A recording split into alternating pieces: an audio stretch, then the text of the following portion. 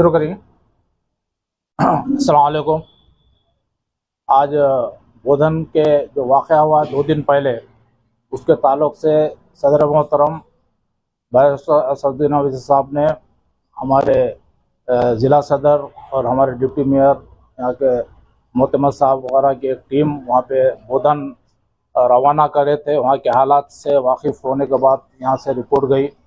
उसके बाद कल मुझे 2 बजे ये हुक्म मिला कि आप एक प्रेस कॉन्फ्रेंस लेके जो भी अपने पार्टी के ऊपर जो इल्ज़ामात लगाए हैं उसके ताल्लुक़ से आप हमारे निज़ामाबाद टीम के साथ बोल के आओ बोल के मुझे कल बोले। इस वास्ते आज आप लोगों के सामने आया हूं मैं कि सबसे पहले तो हम हमारे पार्टी पे जो इल्ज़ामात लगा रहे हैं हमारे काउंसलर्स को, हमारे वहाँ के टाउन सदर को, इससे पहले भी जो है ना शिवाजी स्टैचू के ताल्लुक़ से जो केसेस वगैरह हुए, हालांकि हमारे वहाँ पे सदर मुशीर बाबा भी नहीं थे और बहुत से हमारे काउंसलर्स नहीं थे, मगर जब भी काउंसलर्स के ऊपर गैर ज़रूरी इल्ज़ामात लगा के उनके ऊपर 387 वगैरह बुक करके केसेस बुक करे, जब भी हमारे सदर साहब हमारे निज़ामाबाद की टीम को भेज के केसेस वगैरह पूरे उसके ताल्लुक़ से हल कराए हैं, हम खामोश बैठ गए थे। फिर इसके बाद अब जो फिर परसों 3 दिन पहले फिर वाक़या शुरू हुआ, उसमें भी हमारे काउंसलर्स को बेज़रूरी तौर पर, गैर ज़रूरी तौर पर उसमें मुलविस करके 387, 120B वैसे सेक्शंस लगाकर उनको परेशान किया जा रहा है। उस ताल्लुक़ से हमारे सदर साहब जो है ना हमारे निज़ामाबाद की टीम को भेजे। उसके बाद मुझे भी उस पर नज़र रखने के वास्ते कहे थे और हम हमारे लीगल सेल जो भी है हम उनसे बात करते हुए हमारे काउंसलर्स के ऊपर जो भी इल्ज़ामात और जो केसेस है उनको हम कानूनी तौर पर लड़ने के लिए हम तैयार है। असल मसला क्या है, उनका अंदरूनी झगड़ा है बीआरएस पार्टी का, हमारे को उससे कोई लेन देन नहीं है।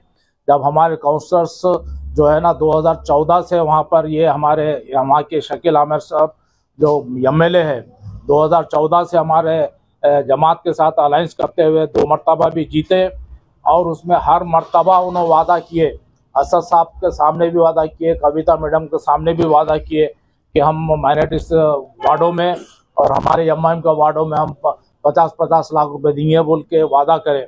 मैं खुद असद साहब के चंबर में था, हमारे एमएलए साहब शकील आमिर साहब थे, वहाँ पे आए थे और उसके बाद जो उनके साथ 2-3 काउंसलर्स भी थे, उनके सामने मैं वादा कर रहा हूँ असद भाई, मैं 50-50 लाख मैं दे रहा हूँ, आप अपने एरियो में कौन से भी अपने काउंसलर्स जहाँ भी काम रखना है रखो बोल के। ये मेरे सामने खुद बात हुई असद साहब के चंबर में दारुसलाम में। उसके बाद भी काम नहीं हुआ। कंटिन्यू जो है ना हमारे काउंसलर्स वहाँ पर बोधन में बराबर डेवलपमेंट के ताल्लुक से बात करते हैं पर उन्होंने कोई काम हमारे वार्डों में नहीं करे, जिसकी वजह से परसों जो है ना गवर्नमेंट प्रोग्राम था पटना प्रगति बोल 16 तारीख को पूरे तेलंगाना में, उसमें जो है ना कोई उन्होंने इनाग्रेशन के वास्ते आए थे, तो हमारे काउंसलर जो है ना एहतजाज करे कि भाई आप जो ऐलानात कर रहे और जो परसों डबल बेडरूम के ताल्लुक से होने दो, राशन कार्ड के ताल्लुक से होने दो, आप जो आधार कार्ड वगैरह मंगा रहे हमारे बगैर परमिशन के वगैरह और पब्लिक हमारे घरों को आके परेशान कर रही है, इसमें आपका क्यों ऐसा रूल रह रहा बोल के। और आप एक ने 4 वीडियो है, हम भी 4 वक्त देखे, हमारे निज़ामाबाद की टीम भी देखी, 4 वक्त आप लोग भी देखो वीडियो में ना अजी से अरे भी नहीं बोले। हमारे काउंसलर बाज़ाब्ता एहतजाज करे कि डेवलपमेंट के ताल्लुक से आप क्यों नहीं हमारे एरिया में काम कर रहे, और ये चाहे मुस्लिम खबरस्तान होने दो या नहीं तो हमारे माइनॉरिटीज़ के वार्डों में एमआईएम के वार्डों में काम नहीं हो रहा बोल के एहतजाज करे। और ख़ास तौर पर जो है ना वो वीडियो में हमारे एमएलए साहब खुद 2-4 वक्त धूमल के हमारे काउंसलर के ऊपर आए, पर हमारे काउंसलर्स की ज़बान में कभी अजी से अरे भी नहीं आया। और रहा मसला वो हमले का, जो उन्होंने जो गैर-ज़रूरी इल्ज़ामात हमारे पार्टी के काउंसलर्स पे लगाए हैं वो बिल्कुल गलत है, क्योंकि जब वो अपने दौरे पर आए ख़ास तौर पर उनके साथ खुद 4 सिक्योरिटी गार्ड है और वहाँ पे एसएचओ हमारे सर्कल साहब है, अमीन साहब है, सब है, पूरी पुलिस है और कम से कम 100-150 का वहाँ पे मजमुआ था वहाँ पे जो पटना प्रगति प्रोग्राम में आए थे। तो कौन ऐसा हौला होगा जो इतने बड़े मजमुए को उसमें आप पे हमला करेगा। तो ये पुलिस को लेते हुए हमारे काउंसलर्स के ऊपर झूठे इल्जाम लगाते हुए तीसरी मर्तबा हमारे काउंसलरों के ऊपर झूठा इल्जाम लगा के संगीन दफात लगा के हमारे काउंसलरों को बेजा परेशान कर रहे हैं। अब ये मामला जो है ना हमारे दारुस्सलाम पहुंच गया है। इसमें अब जो दारुस्सलाम से जो कार्रवाई होंगी उसमें आप लोग देखेंगे। और ये इनका जो घमंड, हमारे शकील आमिर साहब का गुरूर तकब्बुर जो है वो हमारे बोधन की आवाम को मालूम होगा। सो इंशाल्लाह 2-4 महीने के इलेक्शन के बाद जो है ना इनका घमंड तकब्बुर जो है ना आवाम खुद उनका इसका जवाब देंगी। रहा मसला, अब 2-3 चीज़ें हैं। ये एफआईआर है, ये रिमांड केस डायरी है। रिमांड केस डायरी से पहले जो है ना पिटीशन दिए हमारे आमिर शकील साहब दिए हैं। उसमें पिटीशन में क्या लिखे कि इनके जो फॉलोअर है जुबैर बोल के, जुबैर को जो है ना मैं जाने के बाद जुबैर को पंच से उसको हमला करे और शदीद जख्मी होगा बोल के। और ये कौन दिए? शकील आमिर साहब। शकील आमिर साहब इसमें कहीं नहीं बोले कि मेरे पे हमला हुआ बोल के। तो ये एक चीज़ बराबर गलती है उनकी। और जिस पे हमला हुआ दरख्वास्त उन्हें देना चाहिए, विक्टिम अलग है और दरख्वास्त अलग दे रहे उसे। और वहाँ की पुलिस ये चीज़ नहीं देखी और हमारी लीगल टीम जो है ना ये चीज़ देख के हम इस पे जो भी कानूनी कार्रवाई हम हमारे कानूनी जो कार्रवाई करना है हम बराबर करेंगे। इसमें जो है ना जुबैर नामी जो शख्स है उसको आयरन पंच से मारे बोल के है, जो शदीद तौर पर जख्मी है। ना उनका एमसी है, मेडिकल सर्टिफिकेट है, ना कुछ है ना क्या। उनकी दरख्वास्त SHO में नहीं पहुंची। ये दरख्वास्त जो है ना हमारे शकील आमिर साहब दे दिए। अब जो रिमांड कर रहे हैं उसमें 341, 307, 324 ये सेक्शंस थे ऑलरेडी, मगर उसमें एक ऐड करते हुए 120B लगाए। 120B जो ये आपको लगता ही नहीं सुने के नहीं लगा के खैर भेज दिए। और इसमें खुद पुलिस वाले ये लिख रहे कि इसमें पूरा कस्टडी लेते वक्त जो है ना रिमांड केस डायरी में प्रॉपर्टी लास्ट इफ एनी बोलो तो नील, कोई प्रॉपर्टी हम जब्त नहीं करे बोल के। फिर प्रॉपर्टी रिकवर्ड ऑफ एनी बोले तो कोई प्रॉपर्टी आप रिकवरी करें क्या बोल के उसमें रहता।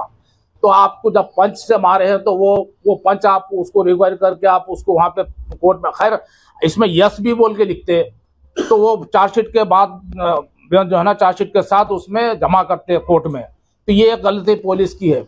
और इसमें जो है ना A2 के पास से हम पंच रिकवरी करें बोल के इसमें है। A2 के पास से पंच रिकवरी करने बाद इन्होंने जमा नहीं करे, कम से कम हम जमा करें बोल के यस बोल के इसमें कॉलम में लिखना, वो नहीं लिखे। और एक जो एफआईआर के कॉलम में कॉलम 9 है, कॉलम 9 में भी बिल्कुल नील रखे नो, इसमें भी कुछ नहीं लिखे सुने कि नहीं। तो ये चंद चीज़ें हैं और पुलिस जो है ना इनके इशारों पर काम कर रही। और वहाँ के SHO साहब और हमारे ASP साहब का तो रूल ऐसा दिख रहा है कि हम उनको तनख्वाह हमारे MLA साहब ही दे रहे हैं, वहाँ पे गवर्नमेंट नहीं दे रही। और उनका काम क्या था कि जो भी हक़ाइक़ है उस पर रोज़ एक स्टेटमेंट हमारे ASP साहब का रहा, हमारे MLA साहब का रहा वहाँ पे कि पहले एक स्टेटमेंट आया कि मुझे नांदेड़ से वहाँ से तलवारा वगैरह लाए। तो ठीक है लाए, तो भाई पुलिस का काम क्या है कि वो तलवारा जब्त करना चाहिए। और उनके जो मामला जो शरत रेड्डी हो या उनके काउंसलर्स है उनके साथ उनका मामला चल रहा, पर हमारे काउंसलर्स को लामाला, हमारी जमात को लामाला जो मिला रहे उन्होंने अपना आने वाले इलेक्शन के जो ताल्लुक से ना उन्होंने गलत ख्याल रखते हुए अगर ऐसा ये काम करा तो मजलिस अपने ताल्लुक से बराबर वहाँ पे सोचेंगी। ये चीज़ें जो है ना ये जो कानूनी चीज़ें मैं आप लोगों के सामने, मैं हमारे प्रेस वालों के सामने रखा है। और मैं हमारे MLA साहब से ये रिक्वेस्ट करूँगा कि आप अपने जो भी तकब्बुर और आपका जो है ना वो चेंज करो, वरना आपके आने वाले इलेक्शंस में आपको वहाँ पे अवाम आपको सबक सिखाएंगी बोल के मैं हमारे MLA साहब को ये भी एक हमारी हिदायत है समझो MIM की।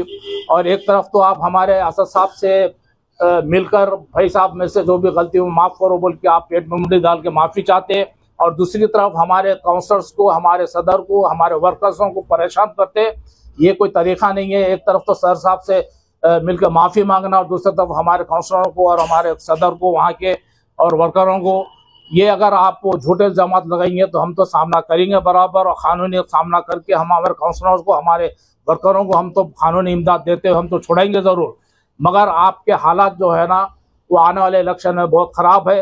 वो अपने पार्टी का जो अंदरूनी मामला है वो अंदरूनी मामले को आप हमारी पार्टी को उससे जोड़ना ये अच्छी चीज़ नहीं है। आप एक परसों एक बयान दिए टीवी में, वो से तेलुगु चैनल पे एक दिए कि वो शरद रेड्डी है। शरद रेड्डी तो आपका चेयरमैन है, हमारा तो चेयरमैन नहीं है ना, आपका चेयरमैन है। अब उन्हें क्या बोले जाबिर पटेल के पास गए। आप इतना बौखलाहट हो गए, जमात का इतना डर होगा आपको कि मेरा नाम भी भूल गए आप। मेरा नाम मोहम्मद जाबिर है, जाबिर पटेल नहीं है। और आप भी तो मेरे पास आए थे 2018 के केस में, जो है ना, हमारे मुशीर बाबा के मकान में मिल के जब 2018 में इलेक्शन था, तो आप मुझसे आके बोले कि जाबिर भाई आपको लेके मुझे असद साहब पास जाने का है, आप हमारी मदद करना, आपकी जमात का वो होना। तो बोला आप जाइए दारुसलाम जाइए बोल के बोले। मैं एक सीनियर वर्कर होने की वजह से मेरे पास तकरीबन लोग आते। इससे पहले का भी जो चेयरमैन है इलाहिया बोल के, उन्होंने भी मेरे पास आए थे। शरद रेड्डी साहब भी आए और दूसरे भी काउंसलर्स आए, मेरी पार्टी की भी है, दूसरे पार्टी की भी है। इसका ये मतलब नहीं कि हम कोई टिकट देने वाले हैं और कौन से एरिया से ठहरना है नहीं ठहरना, वो तो सिवाय असद साहब के कोई भी आप लोगों को नहीं बोल सकते। ना मेरे में ताकत है, ना हमारे निजामाबाद की यूनिट में ताकत है, कोई भी हम नहीं बोल सकते। जहाँ से ठहराना है वो दोनों भाई है सुने के नहीं, वो सुल्तान सलाहुद्दीन साहब के बेटे हैं, उन्होंने किसी को भी नहीं बोलते। उनकी पॉलिसी क्या है मुझे खुद नहीं मालूम, तो ये लोगों को क्या मालूम होती। उनको एक डर है कि आपके जो इलेक्शन में है ना, मजलिस मुझे साथ नहीं देंगी बोल के। हमारे काउंसलर्स को, हमारे सदर को, हमारे वर्करों को जो परेशान कर रहे हैं, इसका खमीजा उनको ये आने वाले इलेक्शन में भुगतना पड़ेगा।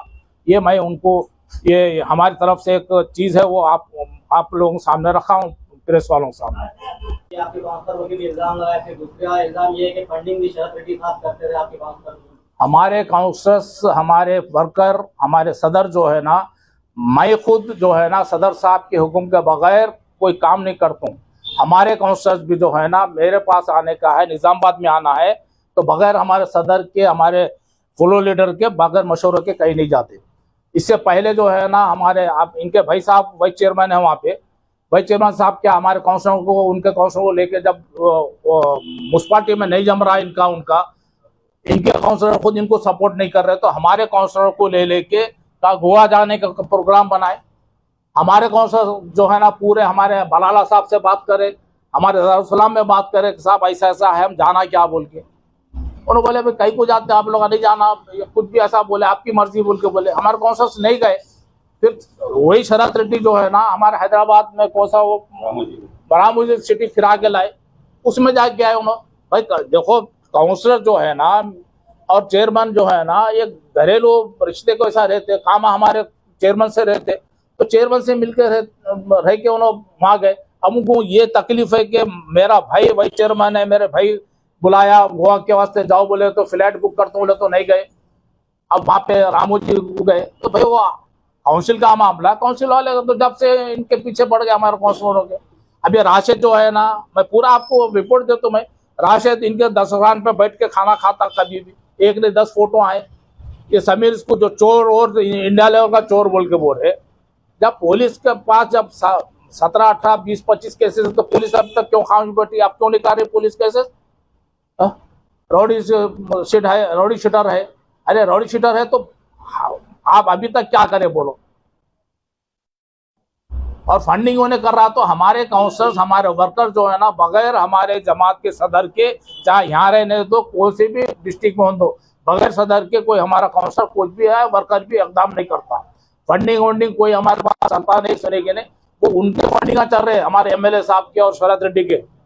अब उन्होंने ठहरने वाले हैं, उनको डर है कि क्या मजलिस वाले टिकट देती कि नहीं देती। कि जाबिर साहब पास आए तो जाबिर साहब का टिकट, जाबिर साहब नहीं, जाबिर साहब को ऐसे 10 आदमी भी है तो कोई ताकत नहीं है कि मजलिस का टिकट दिलाने के वास्ते। और मैं ये देखो हम उतने बड़े आदमी नहीं है। आला कायदीन जो है ना, हमारे असद साहब से, अकबर साहब से, उनके राबता में रहते, हमारे से नहीं रहते। अब वो हम नहीं, उन्होंने अब कल बोले ना, कोई एक टीवी वाला पूछा तो मेरे भाई कमान के अड़ गया, आज बोल रहे। आप वो उर्दू चैनल किसका है नहीं मालूम, आज बोल रहे कि पार्टी से कोई ताल्लुक नहीं है भाई, एमआईएम को नहीं बोलता हूँ। आज क्यों बोल रहे? उधर से कुछ आया बोल के बोल रहे क्या?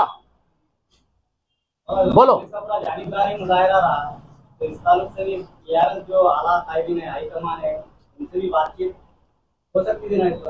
नहीं, वो तो खैर वो तो हमारे सदर साहब जो है ना, वो उन्होंने निपटते। हमारी कोई ताकत नहीं है, वो हाईकमान से हमारा जो लेवल है ना यहाँ पे एमएलए साहब तक ये रहता।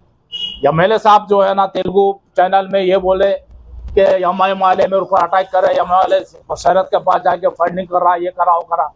फिर एक वही रात में पूरा स्टेटमेंट चेंज कर दिया उर्दू में, इसमें चेंज करके क्या बोल रहे कि मैं एमआईएम का नाम ले तो एमआईएम से बलाला साहब से बात हो गई।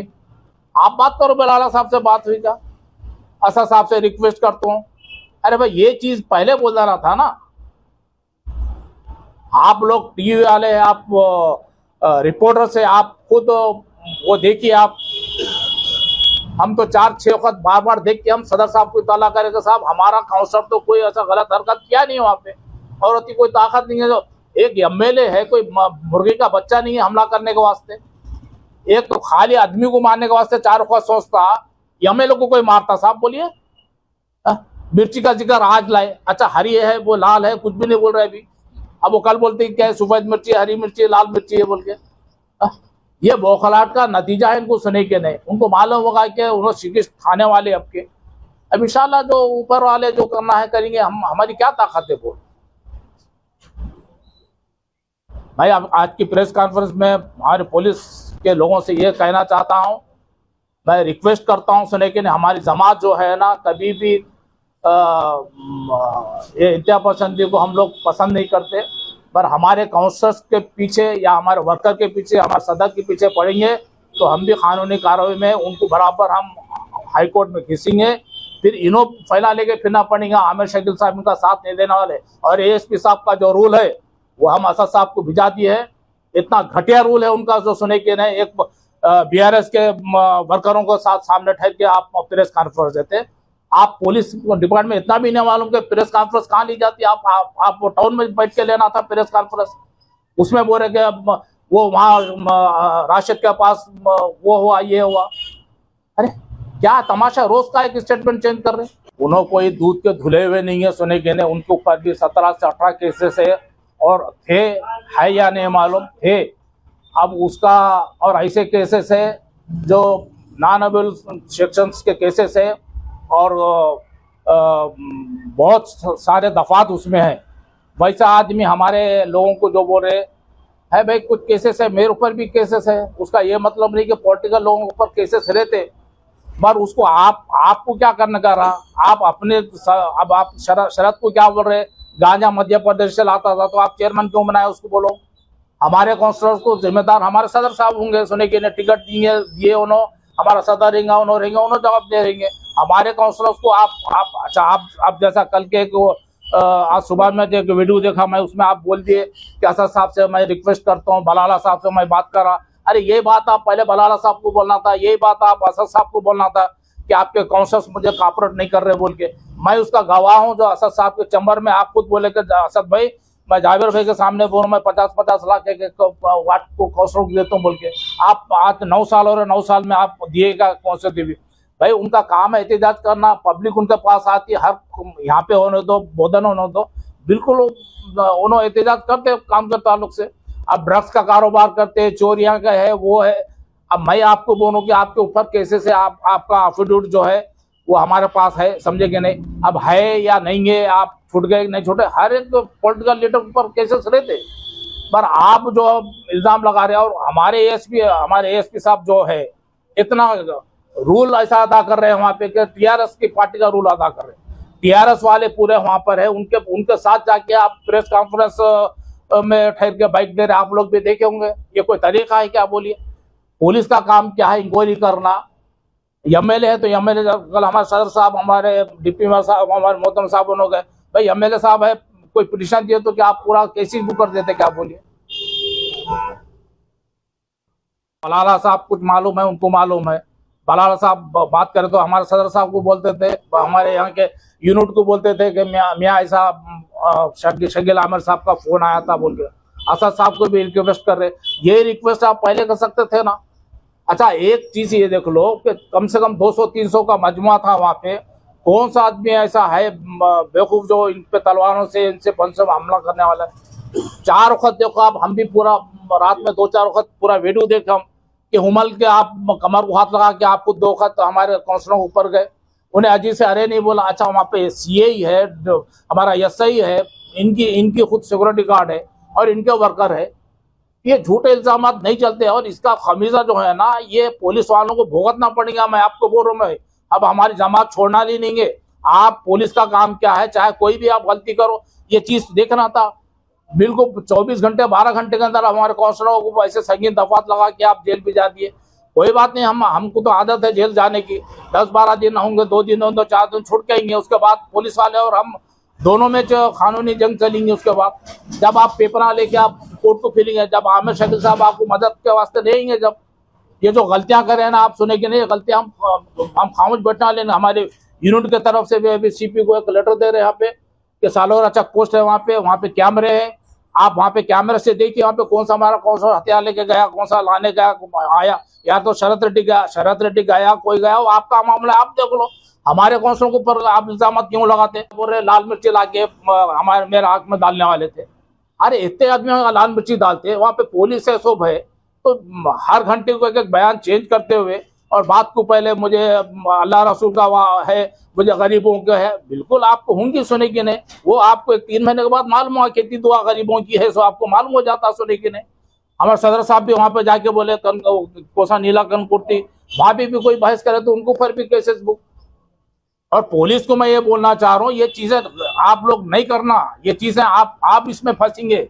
अब एएसपी साहब को जवाब देना पड़ेगा कि आप वहाँ पे बीआरएस के वर्करों के साथ, उनके काउंसिल के साथ आप कैसा वहाँ पे प्रेस कॉन्फ्रेंस लेते, आप बोला आप टाउन में लेना था जाके। आप उसमें एक रोज एक नई बात बोलते हैं। हमारे एएसपी साहब भी तलवार ना लाए बोलते, कहाँ बोले, आप निकालो ना। आप सालोर चेक पोस्ट पे जाके देखो शरद रेड्डी की गाड़ी कब गई, हमारे काउंसिलर की गाड़ी कब गई, का वो राशिद इनके घर में एक दस्तरखान पे बैठ के खाना खा, सो फोटो हमारे पास है। क्या साहब, राशिद समीर इनके घर में खाता आता जाता है, फिर जब इन्हें चोर है वो है बोल के जब आप बोल रहे, आप दस्तरखान पे उठा के कैसा खाना खिला रहे?